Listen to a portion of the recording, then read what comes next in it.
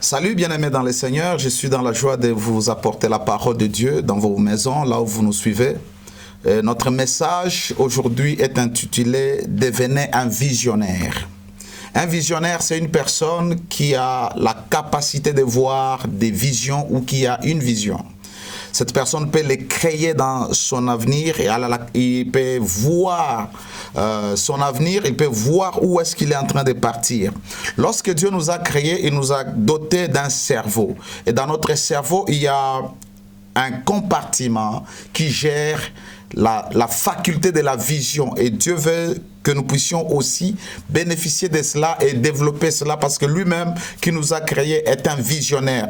En créant l'homme, l'homme a été imagé dans la pensée de Dieu. Il a dit créons l'homme à notre image. Lorsque vous lisez Genèse chapitre 1er, verset 26 à 27, il dit « Créons l'homme à notre image et selon notre ressemblance. » Avant que l'homme ne soit manifesté, avant que l'homme ne soit formé, il a d'abord existé dans la vision de Dieu, dans la pensée de Dieu. Même le plan rédempteur, lorsque l'agneau a été immolé, la Bible dit que l'agneau était immolé avant la fondation du monde. C'est-à-dire, dans la pensée de Dieu, il avait déjà la vision de racheter la race humaine. Toute l'œuvre de la création n'est que les résultats de la vision de Dieu.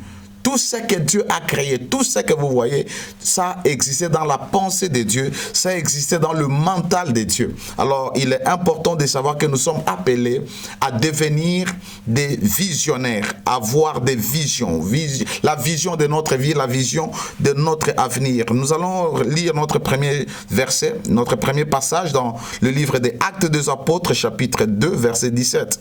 La Bible dit, « Dans les derniers jours, dit Dieu, je répandrai de mon esprit sur toute chair. Vos fils et vos filles prophétiseront, vos jeunes gens auront des visions et vos vieillards auront des songes. » La Bible dit qu'au dernier temps, le temps dans lequel nous sommes, le Seigneur va se décider ou se décide de répandre son esprit sur toute chair, sur tout homme, que soit jeune, vieux, que soit les vieillards, que soit les enfants. Il est prêt à répandre son esprit. Et la Bible dit que les jeunes, vos fils et vos filles prophétiseront et vos jeunes gens auront des visions. D'autres versions disent, ils vont voir les visions. C'est très important. Nous sommes appelés à voir des visions. Non seulement les visions que vous voyez, je vais parler de ça plus tard, comme des flashs par vos yeux, mais ce sont des visions que vous créez, que vous-même vous décidez de voir. Alors, qu'est-ce qu'une vision? Je vais vous donner 3 définitions pour définir la vision. La vision est un plan, un concept, une image que Dieu imprime dans l'esprit de l'homme. C'est une image, c'est une conception, c'est un plan que Dieu imprime dans l'esprit d'un homme. Et cette vision, c'est Dieu qui vous la donne par rapport à votre appel. Lorsque Dieu imprime cette image, cette conception, ce plan dans votre esprit, il le fait par rapport à votre appel, par rapport à votre mission, par rapport à ce que vous êtes appelé à faire ici sur la terre. Votre mission de vie ou votre but de la vie, c'est rattaché à cette image que Dieu imprime dans votre esprit. Alors, vous devez comprendre que cette vision-là, c'est l'investissement de Dieu dans votre vie pour que vous puissiez accomplir votre but, pour que vous puissiez accomplir la mission de votre vie. Vous ne regardez pas, c'est Dieu qui décide de la mettre au plus profond de vous. La deuxième définition, c'est que la vision est une perception d'une image, d'une scène par les yeux spirituels dans la dimension surnaturelle. C'est-à-dire, tel que vous êtes là, vos yeux, Dieu peut faire que vous puissiez voir dans le monde surnaturel. Vous puissiez voir dans le monde spirituel avec vos yeux spirituels. C'est sûr que vous pouvez voir vous allez vous rendre compte que vous voyez avec vos 2 yeux physiques, mais en réalité, Dieu ouvre une dimension qui est la dimension spirituelle, la dimension surnaturelle, afin que vos yeux spirituels puissent voir dans ce monde-là. Et ça s'appelle souvent la révélation. Beaucoup de gens dans la prophétie, ils voient cela. Plusieurs personnes voient des écrans, voient des images. Ils peuvent conduire, mais ils voient une image. Il peut être à la maison, mais Dieu lui ouvre les yeux et commence à voir des choses. Alors, dans ce domaine ici, c'est Dieu qui vous montre. Il se décide de vous montrer ce qu'il veut que vous puissiez voir. C'est lui-même qui ouvre vos yeux afin que vous puissiez voir dans le monde spirituel au travers de vos yeux spirituels. Les yeux que nous avons sont des yeux qui nous permettent de voir dans le monde physique, mais les yeux spirituels, les yeux de notre esprit nous permettent de voir dans le monde surnaturel ou le monde spirituel. Cette partie est catégorisée en deux types de visions. Il y a des visions qu'on appelle des visions ouvertes.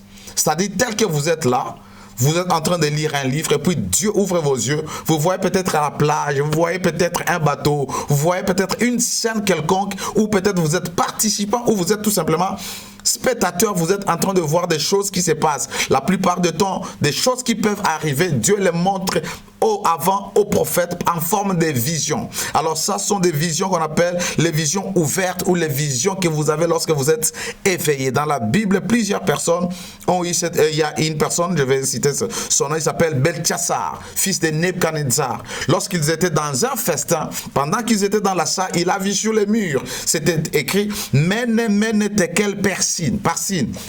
Alors, voyez, il a vu quelque chose pendant que les autres étaient là. D'autres personnes n'ont pas vu ça. Mais lui, il a regardé les murs et il a vu les écrits qui étaient sur les murs. Alors, ça, c'est une forme de vision écrite, des visions plutôt ouvertes. Il y a ce qu'on appelle les visions fermées. Ce sont les visions que vous recevez lorsque vous êtes dans le sommeil. Ça vous vient comme des songes, ça vient comme des rêves. On les appelle aussi les visions nocturnes. C'est-à-dire, vous êtes là, vous dormez, vous êtes dans l'inconscience. Maintenant, votre subconscient fait monter les images que vous connaissez peut-être ou que vous ne connaissez pas. Et là, ça ne dépend pas de vous. C'est toujours Dieu qui décide de vous montrer des choses que vous êtes censés voir. Alors, plusieurs personnes dans la Bible ont eu aussi ces genres de visions. Il y a Abraham, il y a Isaac, il y a Jacob, il y a Pharaon, Moïse, il y a Salomon, Nebuchadnezzar lui-même et même Daniel. Toutes ces personnes, ils sont nombreux. Toutes personnes ont eu des visions. Ils ont eu des visions et des visions nocturnes pendant qu'ils dormaient. Ils ont vu des visions.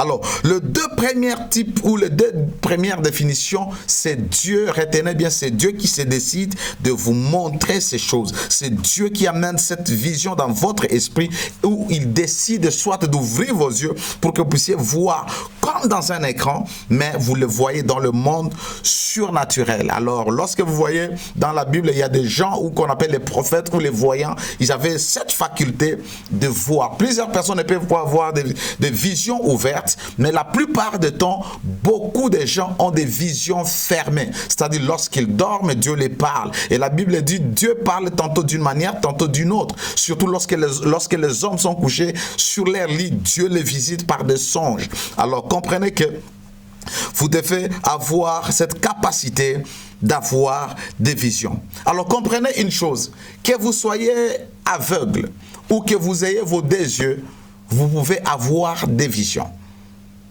Il est important de noter ça. Ce n'est pas parce que quelqu'un ne voit pas avec ses yeux physiques qu'il ne peut pas avoir des visions.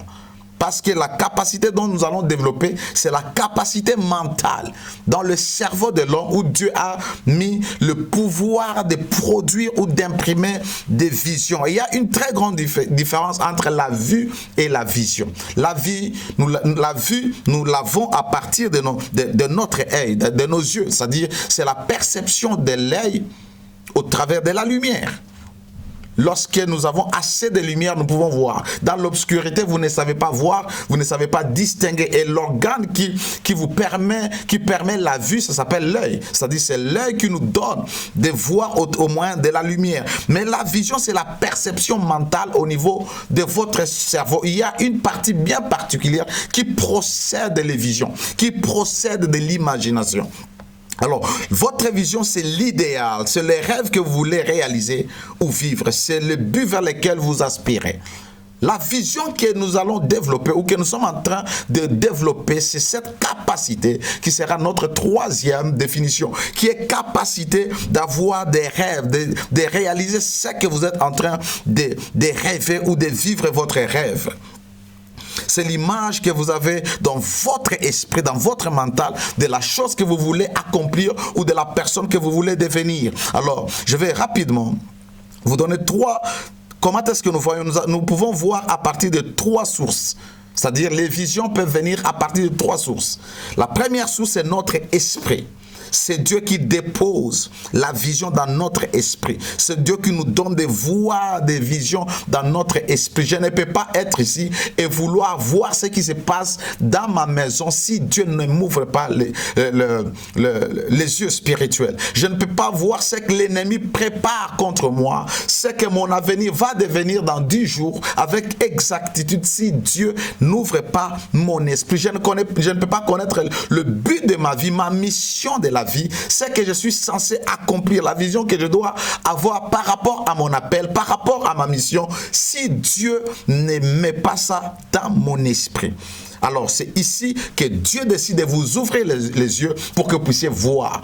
Au niveau de votre esprit, ou tout comme il ouvre les images, qu'il amène lui, qu'il décide que vous puissiez voir.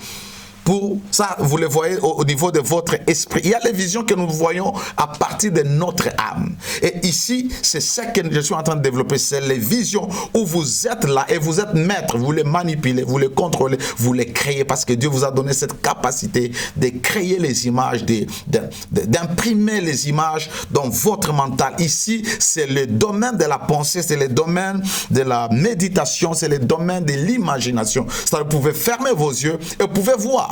Vous décidez de voir au travers de votre faculté d'imagination. Des fois, lorsque nous lisons la Bible, méditer la parole ne veut pas tout simplement relire ou répéter la parole. Ça veut dire aussi voir les images de ce que vous êtes en train de lire. Lorsque vous parcourez l'histoire de Jésus marchant sur les eaux, vous devez être capable d'imprimer cette image, cette scène-là dans votre esprit afin que vous puissiez bénéficier de la révélation que Dieu veut vous donner. Alors, vous êtes le maître dans ce point-là, les visions de l'âme, vous êtes le maître qui les crée et qui les manipule. C'est-à-dire, vous pouvez choisir, pendant que vous êtes en train de regarder votre avenir, pendant que vous êtes en train de regarder quelle image vous voulez avoir de votre famille, tout ce qui est contraire à ce que vous désirez, vous pouvez les rejeter, c'est ça, manipuler les images. Mais il y a aussi les visions que nous avons à partir de notre corps. Ce sont les yeux physiques qui nous permettent de voir dans le monde physique. Et cette vision, elle est toujours limitée.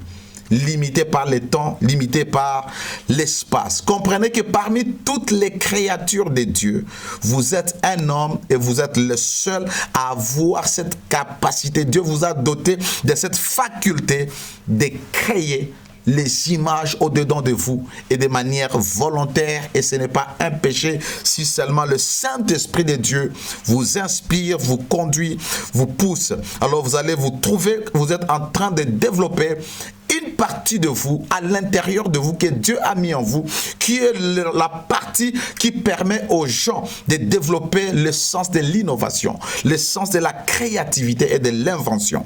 Alors, les images que vous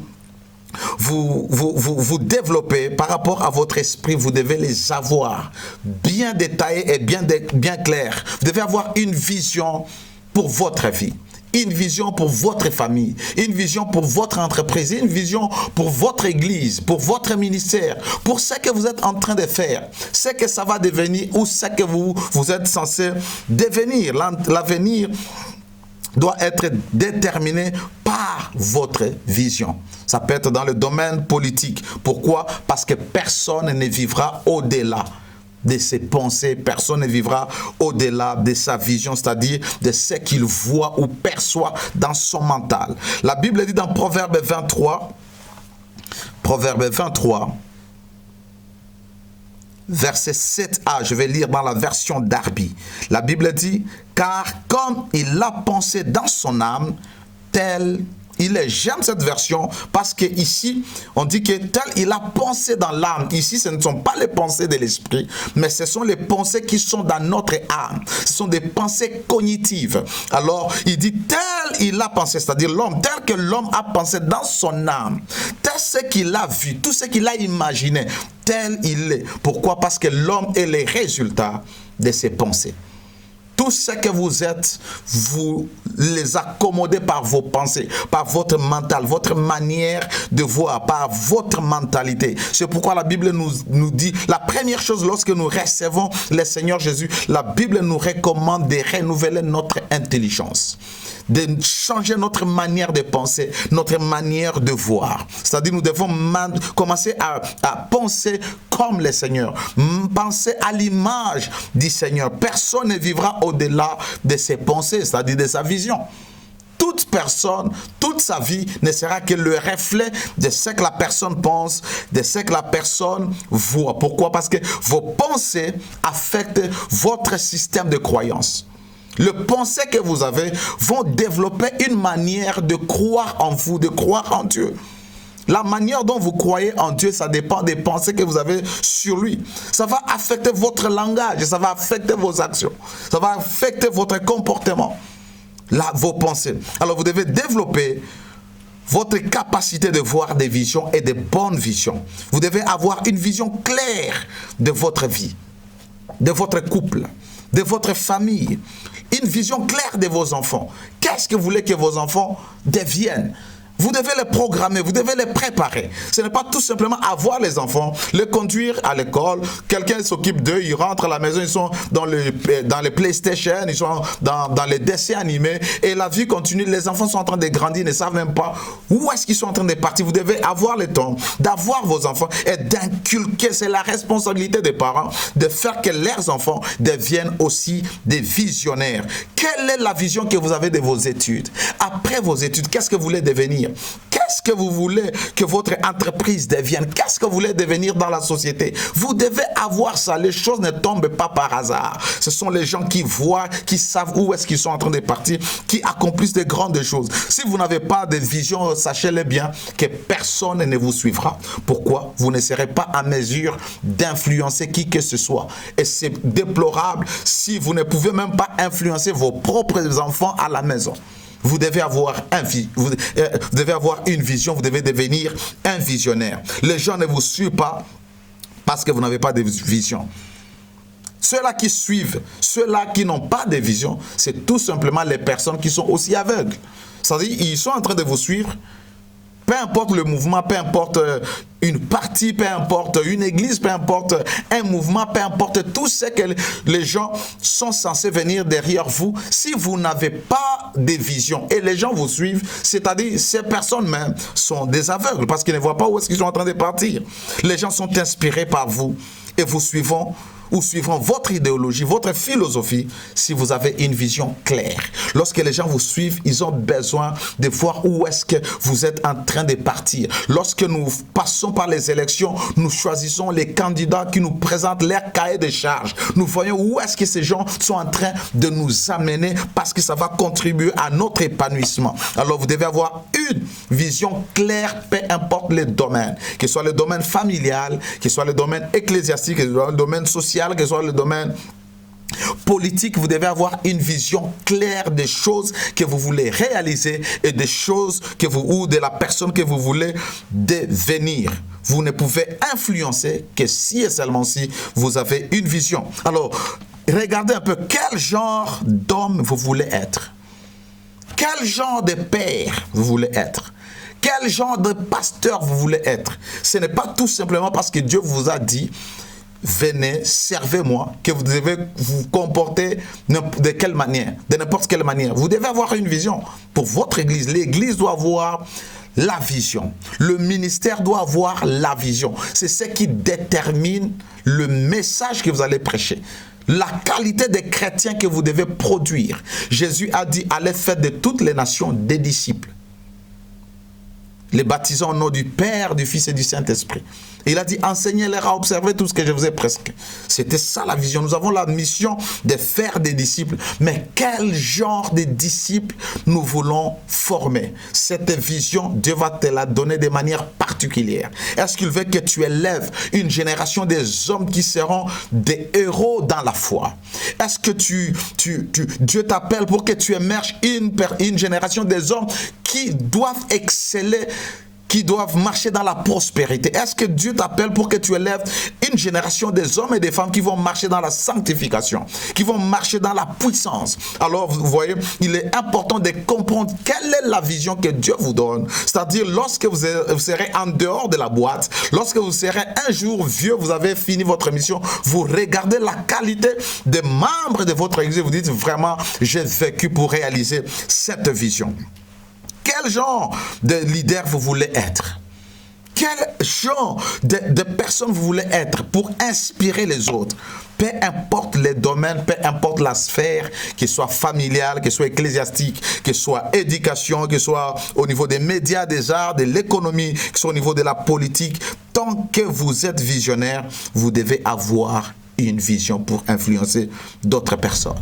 Vous pouvez avoir une vision pour votre vie, pour votre famille, pour votre église, pour votre entreprise. Vous pouvez avoir une vision pour votre quartier, pour votre ville. Qu'est-ce que vous voulez? Lorsque vous êtes nommé peut-être responsable de la ville, qu'est-ce que vous voulez accomplir? J'ai béni Dieu de ce que nous sommes en train de voir maintenant, la propreté tout autour de nos magasins. Pourquoi? Parce que celui qui a été établi là-bas, il nous a ordonné de faire paraître, bien c'est la vision, un Bujumbura qui est propre. D'autres pays, vous pouvez être dans votre pays, on vous voit que tout est pourquoi? Parce qu'il y a la vision. Et vous allez voir, même dans des églises, même dans des gouvernements, ils ont des visions 20-30.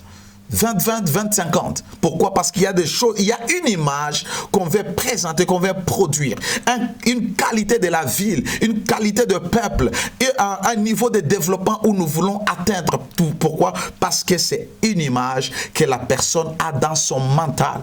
Tout ce que vous voyez n'est que les résultats d'une pensée, d'une vision. Vous pouvez avoir une vision pour votre province, une vision pour notre pays, une vision pour notre génération. Quelle est la vision spéciale que vous avez? Ce n'est pas tout simplement pour vous, ce n'est pas tout simplement pour votre famille.